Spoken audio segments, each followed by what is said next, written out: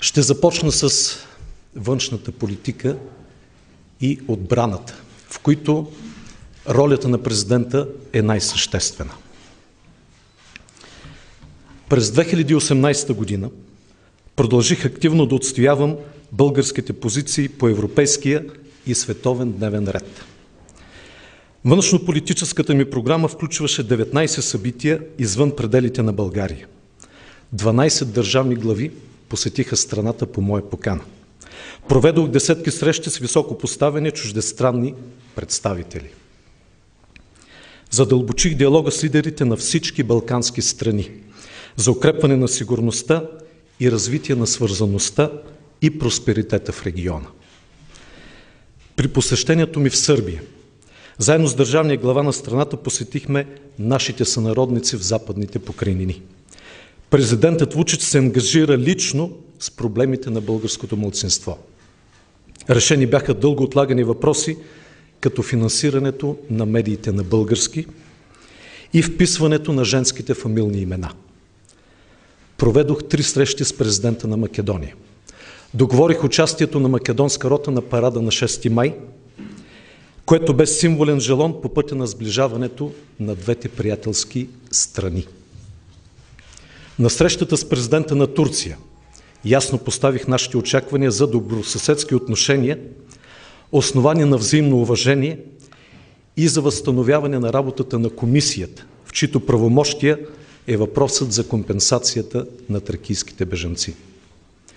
При посещението си в България, президентът на Словения откри първата пряка въздушна линия между двете столици. Упорито отстоявах идеята за изграждане на Институт за устойчиви технологии в Югоизточна Европа. Имаш съществено значение за научната свързаност между балканските страни. Инициирах и меморандум за разбирателство, който все още не е подписан от премиерите на държавите от региона. Тристранната среща на държавните глави на България, Австрия и Румъния в Русе засили фокуса върху Дунавската стратегия, като събра представители на местните власти, на бизнеса и образованието. Убеден съм, че Дунавската стратегия е инструмент за икономическото съживяване на Северна България, който трябва да бъде използван. При всички срещи и форуми в европейски формат отстоявах основополагащите принципи на Съюза за единство, солидарност и равнопоставеност, за укрепване на сигурността, за пълноценната интеграция на българската икономика, наука и образование. На срещата на върха на НАТО поставих приоритетите на българската страна, свързани с укрепване на колективната сигурност и на необратимостта на процесите на модернизация на българската армия. На конференцията за климата в Катовице защитих работните места в българския въгледобив и плавния преход към енергетиката на бъдещето. Посещението ми в Москва възстанови политическия диалог на най-високо ниво след дълго прекъсване. Българското общество очаква правителството да материализира огромния потенциал в двустранните отношения. Срещите ми с държавните и правителствени ръководители на страните от Близки и Далечния изток и Северна Африка бяха в изпълнение на заявената от мен позиция за развитие на отношенията с държави с висок инвестиционен потенциал и с такива, с които ни свързват активни търговско-икономически отношения от близкото минало. На срещата с премиера на Китай Ли Кецян предложих идеята за създаване на Център за глобално партньорство, която бе лансирана от него и българското правителство на форума 16+1. Водените от мен бизнес делегации и организираните бизнес форуми доведоха до конкретни сделки с чуждестранни партньори. Изнесох публични лекции в Оксфорд и на Парижкия форум за мир, които допринесоха за утвърждаването на българския поглед върху европейските и световните процеси. И тази година приоритет за мен и за вице-президента бе поддържането на жива връзка с българските общности зад граница. Като върховен главнокомандващ на въоръжените сили, бях силно ангажиран с развитието на сектор сигурност. Проведените консултативни съвети за национална сигурност, диалога с ръководството на Министерството на отбраната, срещите с личния състав при посещенията в формированията откроиха проблемите на въоръжените сили, на които предлагах решение. Настоях да не се повтори пропускът от 2017 и да се подготвят на време договори за поддържане на техниката в изправност, очаквайки, че въпреки обещанията и тази година няма да се реализират проектите за модернизация. Оказах се лош пророк. Докато порочната комисия за изтребителя в Народното събрание от 2017 блокира модернизацията за дълъг период, то последните решения на управляващите окончателно я опорочиха. Бяха предприети уместни, но все още недостатъчни стъпки за преодоляване на некомплекта от личен състав и повишаване на неговата мотивация. Средствата за ремонт на авиационната техника се заделиха много късно и ефект може да има едва след година-две. До тогава налетът остава опасно нисък и рискът от авиационни происшествия ще продължава да расте. Темповете на разработване на програмата за развитие на въоръжените сили 2032 изостават от усложняващата се среда за сигурност. Трите проекта за видовете въоръжени сили не могат да решат дълбоките организационни, структурни и технологични проблеми на българската армия, които изискват всеобхватен подход. Воден от убеждението си за утвърждаването на законността като фундамент на демокрацията, наложих вето на 7 закона. Тук искам да бъда пределно ясен. Ветото не е акт за противопоставяне на Народното събрание, а възможност за постигане на ефективно и справедливо законодателство. И не броят на ветата, а липсата на реално обсъждане на повдигнатите с тях проблеми може да девалвира този конституционен инструмент. С всяко едно от наложените вета отстоявах конституционно признати ценности, които са обединяващи за българското общество. Опазване на националното богатство, защита на основните права на гражданите, справедливост и ефективно правораздаване. Парламентът се съобрази само с едно от тях – за промените в Закона за приватизация и следприватизационен контрол, но това спести огромни средства на българските данъкоплатци.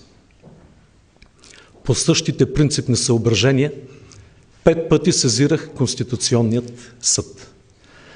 В 2 от случаите Народното събрание само отмени тихомълком атакуваните от мен разпоредби. Това ме кара да вярвам, че има смисъл да продължавам да реализирам поверените ми правомощия срещу противоконституционно законодателство. Симулирането на обществен дебат по актуални теми и на диалог между институциите и гражданите бе основен приоритет в дейността на президентската институция.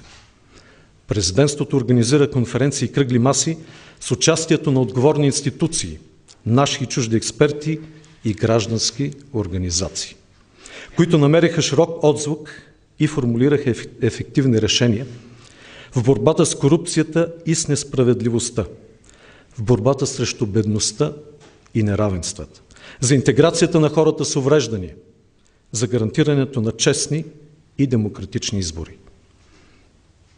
Проведох множество срещи с общините по проблемите на местната власт, с синдикатите, с работодателски браншови организации, с водещи чуждестранни инвеститори, с научни и творчески съюзи. И тази година поддържах пълноценен диалог с основните вероизповедания. Повдигнах и темата за националното единение. Това не е апел за индулгенция на виновните, за изтриване на миналото или за празнословие. Това е зов за обединение на обществото там, където е необходимо всенародно усилие. Спасяването на българската демокрация, отстояването на гражданските и социалните права, на националния суверенитет изискват обединени усилия. На милеещите за България срещу онези, които я плячкосват, на почтените срещу корумпираните, на демократите от разни цветове срещу автокрацията, на почтените граждани срещу онези, които манипулират избори, на свободомислещите срещу онези, които потъпват свободата на словото. Единението изисква надмогване на партийния егоизъм и личните амбиции в името на национални цели. Уважаеми дами и господа, България се намира в критичен момент от своето развитие. Преди една година в тази зала пред вас заявих, че обществото ни трябва да отстои демократичните си права и свободата на словото и да се пребори за налагането на върховенството на закона. За съжаление, българската демокрация ускорено губи позиции. Свободата на словото е обект на преследване. Последните критични гласове в българския ефир и изтъкнати професионалисти се притискат с инструментите на властта. Доверието в парламента достигна критично ниско ниво. Все повече закони се изменят кардинално с преходни и заключителни разпоредби и се избягва общественото обсъждане и оценката за въздействие. Законодателният процес става непредвидим и елиминира гражданското участие. Лобисткото законодателство измества безцеремонно обществения интерес. Сриват на доверието и противоречията в коалицията. Блокират възможностите за конструктивни реформи. Липсата на прозрачност, отчетност и отговорност в управленските решения се разшири и като обхват, и като размер на разпределените публични средства. Това ставаше с опипване на прага на търпимост на обществото и постепенно увеличение на размера на средствата. След като обществото не реагира на 500 милиона за язовири, без обсъждане, без санкция на Народното събрание и без обществени поръчки, защо да не се разпределят по същия начин 1,35 милиарда за магистрала?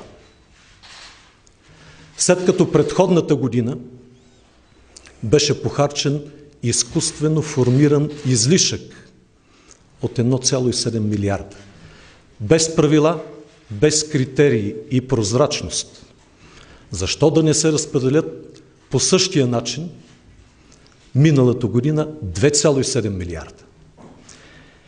След като стана практика Народното събрание да прегласува своите решения по разпореждане на Министерски съвет, защо да не се прегласува и финансовата рамка от 1,8 милиарда и да платим много повече за изтребители?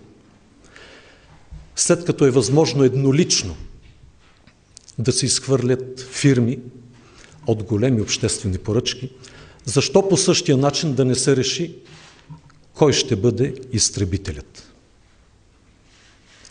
Докато се кълнем в Европа, разчитаме на еврофондове и чакаме да ни пуснат в еврозоната, ние изхвърляме европейските участници от конкурса за нов боен самолет в разрез с процедурата, разработена по европейски модел.